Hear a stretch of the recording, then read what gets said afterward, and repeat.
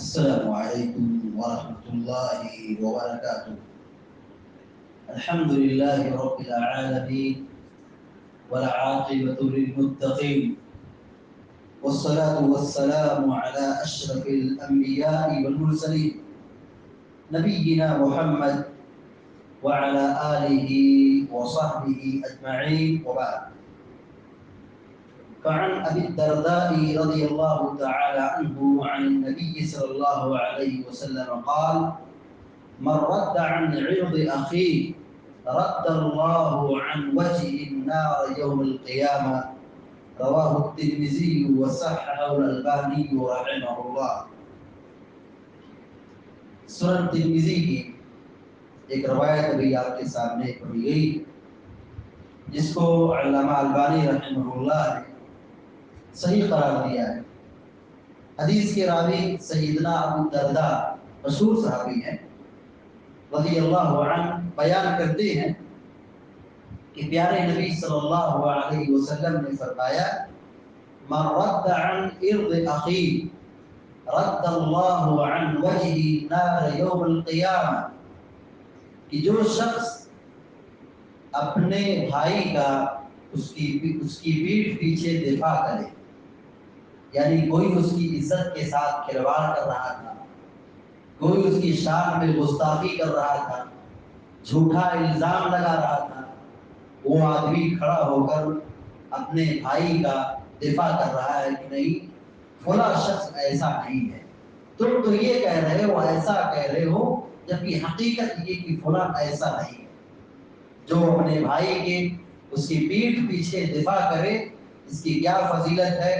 رد اللہ عن وجهه النار یوم القیامہ، اللہ تبارک و تعالی ایسے شخص کے چہرے سے قیامت کے دن جہنم کی آگ کو دور کر دے گا، اس کو جہنم کی آگ سے بچائے گا۔ یعنی ایسا آدمی جنت سے دور ہوگا، یعنی جنت کا ایسا شخص جہنم سے دور ہوگا، جنت کا مستحق ہوگا۔ اپنے بھائی کا اس کی پیٹھ پیچھے دفاع کرنا جہنم سے بچانے والا عمل ہے، جنت میں لے جانے والا عمل ہے۔ اللہ رب العالمین نے ہمیں ایک بہت بڑی نعمت دی ہے، زبان۔ یہ اللہ تبارک و تعالیٰ کی بہت بڑی نعمت ہے۔ آدمی اس چیز کا احساس اور اندازہ اگر لگانا چاہتا ہے تو کسی گونگے کو دیکھ کر زبان کی قدر و قیمت کا اندازہ لگائے کہ زبان کتنی بڑی نعمت ہے۔ اللہ رب العالمین نے ہمیں بولنے والا بنایا، اور آج کے زمانے میں پوری معیشت، پوری کمائی، فائننس، مسائل زبان پر مسلط ہے۔ ہر ڈپارٹمنٹ میں آپ جائیے، بولنے کی ضرورت پڑے گی۔ اگر آدمی بولنے کی صلاحیت نہیں رکھتا، وہ گونگا جہاں ہے، وہ معاشی اعتبار سے پریشان بھی۔ اللہ رب العالمین نے بہت بڑی نعمت دی ہے زبان، جس کا ایک بہت بڑا فائدہ معاش کا ہے، دولت کا ہے، کاروبار کا ہے۔ کوئی بھی کاروبار میں آپ چلے جائیں، زبان کا بہت بڑا عمل دخل ہوتا ہے۔ اور اگر آدمی اپنی زبان سے اپنے بھائی پر الزام لگائے، اس کی غیبت بیان کرے، اس پر تہمت لگائے، اس کی عزت کے ساتھ کھلواڑ کرے، یہ بہت بڑا گناہ ہے۔ ہمارا اسلام امن و سلامتی والا ہے، رحمت والا ہے، محبت والا ہے، عزت کی حفاظت کی ضمانت دیتا ہے۔ ہمارے دین میں عزت کی حفاظت کی ضمانت ہے۔ کسی کی عزت کے ساتھ کھلواڑ نہیں کر سکتے، کسی کی عزت کو اچھال نہیں سکتے، کسی کی برائی نہیں بیان کر سکتے۔ نصیحت کرنا ہے، تنہائی میں جا کر کے اس کو سمجھائیں، اس کو نصیحت کہا جاتا ہے، اس کو خیر خواہی کہا جاتا ہے۔ اگر اس کے خلاف پیٹھ پیچھے کچھ باتیں کر رہے ہیں، یہ تہمت ہے، یہ الزام ہے، یہ غیبت ہے، یہ برائی ہے، اس سے بچنے کی ضرورت ہے۔ اور اگر ہم اس برائی سے بچتے ہیں، اپنے بھائی کا اس کی پیٹھ پیچھے، یعنی اس کی غیر حاضری میں، اس کی غیر موجودگی میں اس کی ہم حفاظت کرتے ہیں، اس کا دفاع کرتے ہیں، تو یہ بہت بڑی فضیلت ہے کہ اللہ تبارک و تعالیٰ ہمارے چہرے کو جہنم کی آگ سے بچائے گا۔ یعنی یہ عمل जहन्नम से दूर करने वाला है, जहन्नम से बचाने वाला, जन्नत में ले जाने वाला है। आज बहुत सारे लोग जहाँ घरों के अंदर बिगाड़, समाज के अंदर बिगाड़, रिश्तेदारों में बिगाड़, दोस्तों में बिगाड़, बुनियादी वजह उसने इज्जत के साथ खिलवाड़ किया, उसकी इज्जत दांव में लगाया, कहीं उसकी बुराई डाली, और उसको कहीं पता चलता है तब उसकी दिल आजारी होती है, तब उसको तकलीफ पहुंचती है और ठान लेता है दुश्मनी, और फिर ऐसे आदमी से दूर रहता है और समझता है कि ये आस्तीन का सांप है।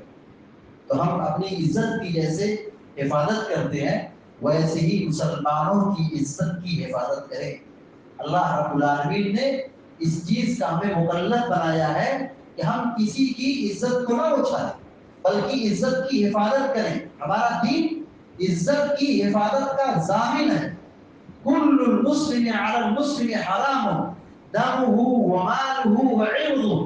प्यारे नबी सल्लल्लाहु अलैहि वसल्लम ने 1400 साल पहले फरमाया था कि हर मुसलमान पर छोटा हो बड़ा हो, हर मुसलमान पर उसका खून हराम है, उसका माल हराम है, उसकी इज्जत हराम। किसी का खून नहीं बहा सकते, किसी का माल छीन नहीं सकते। वो खिला रहा है, दे रहा है, डोनेट कर रहा है, अलग चीज है, लेकिन हम उसके माल में तसर्रुफ रखें, खींच लें, हैक कर लें, छीन लें, जब्त कर लें, चोरी कर लें, हराम है। ऐसे ही उसकी इज्जत हराम है, यानी उसकी इज्जत के साथ खिलवाड़ नहीं कर सकते। हमारी शरीयत में इतनी तालीम है कि हम जिंदों की बात कर रहे हैं, जिंदों की, कि मुसलमानों की इज्जत के साथ खिलवाड़ करना जुर्म है, बल्कि मुकल्लफ बनाया गया कि उसकी इज्जत का दिफा करें, और उसकी फजीलत बताई जा रही है कि ऐसा आदमी जहन्नम से दूर होगा। हम जिंदों की बात कर रहे हैं।